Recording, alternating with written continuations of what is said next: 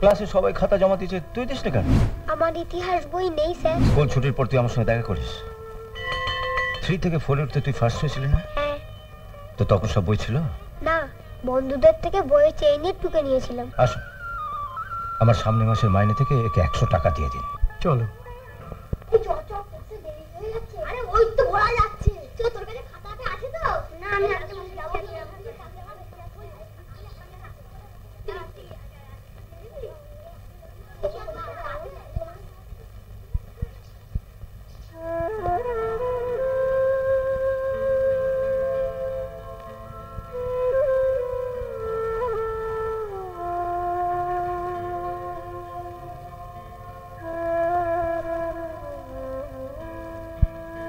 কিরে রতন, তোর খাতা কোথায়?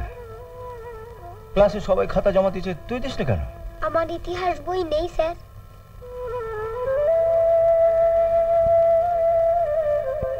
স্কুল ছুটির পর তুই আমার সঙ্গে দেখা করিস।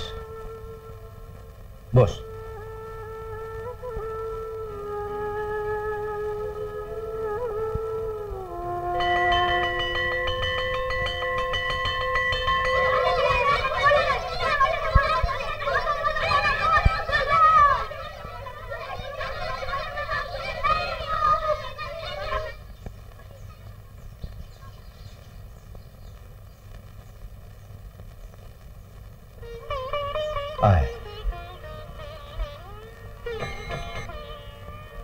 তুই তো ক্লাসে বললি তোর ইতিহাস বই নেই, তো ইতিহাস ছাড়া অন্য সব বই আছে তো?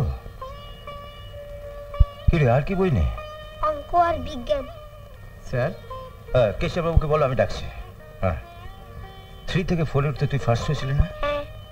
তো তখন সব বই ছিল না, বন্ধুদের থেকে বইয়ের চেইনে টুকে নিয়েছিলাম। বাড়িতে কে কে আছেন তোর?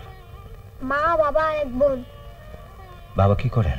বাবা কিছু করে না, মা পরের বাড়িতে কাজ করে। আমায় ডেকেছেন স্যার? হ্যাঁ, আসুন। আমার সামনের মাসের মাইনে থেকে একে 100 টাকা দিয়ে দিন। কি হলো? বলছিলাম কি স্যার, আপনার মাইনা থেকে টাকাটা দিতে যাবেন কেন? আমি বরং ক্যাশ থেকে টাকাটা দিয়ে দিচ্ছি, পরে অন্য কোনো খাতে দেখিয়ে দেব। যা বলছি তাই করুন, আমার মাইনে থেকে টাকাটা দিয়ে দিন। সরি স্যার, চলো।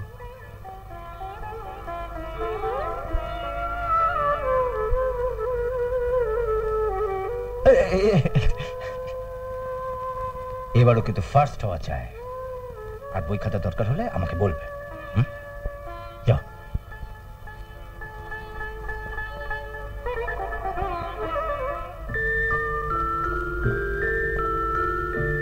বাবার এক চামচে সিঙ্গাপুর গিয়েছিল, তাকে দিয়ে তোমার জন্য এসব আনিয়েছি। রাজু, তুমি কেন বোঝো না? আমি এক গরিব স্কুল মাস্টারের মেয়ে, এসব জিনিস আমাকে মানায় না।